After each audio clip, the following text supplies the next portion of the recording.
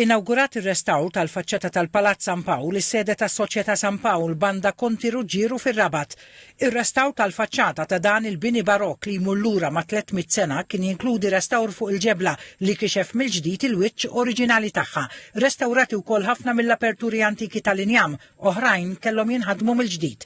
Madwar 90% tal-proġett sar b'fondi tal-Gvern, b'kontribuzzjonijiet mill-Fond għal Kawżi Soċjali, l-Aġenzija Residenza Malta u l-iskema r-restawra l-Gazin tal-Awtorità tal-Ippjanar. Huwa ħolma li kellna għal snin twal is-soċjetà tagħna ir-restawr ta' din il-faċċata antika illi permezz tagħha qegħdin ikunu nippreservaw dak il-legat li għandha s-soċjetà u nħallu lil ta' warajna legat isbaħ milli aħna irċivejnieh. Il-proġett ibbenefika wkoll mill-għajnuna tas-settur privat b'donazzjoni mill-kumpanija AX Group li bħalissa ddejja b'investiment fil-proġett tal-Verdala.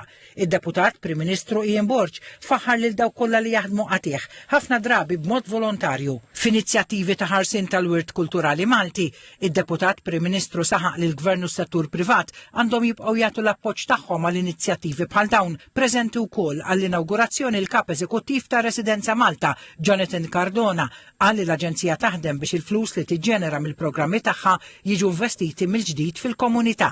Is-Sindku ta' Rabat Sandro Kraus laqa dan l-investiment u spjega li l-Kunsill appoġġja bisħieħ dan il-proġett ta' restawr li kompla jagħti nifs ġdid lil triq il-kbira li fiha tinsab is-sede tas-Soċjetà San Pawl Banda Conti Ruggiero.